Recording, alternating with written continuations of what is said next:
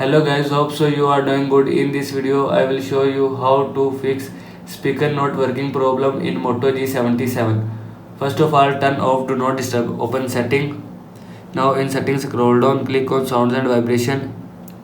Scroll down, click on do not disturb, and if you want to turn off do not disturb, then click on turn off now. After click on turn off now, do not disturb will be turned off from your phone. Now go back.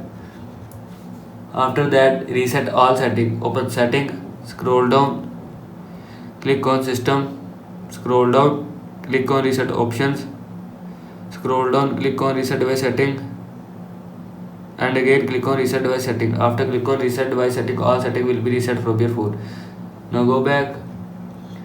After that, restart phone. Swipe down, open quick setting panel, click on power off icon and click on restart. After click on restart, restart your phone. This is how you can fix speaker not working problem in Moto G77. I hope so you like this video and thanks for watching this video.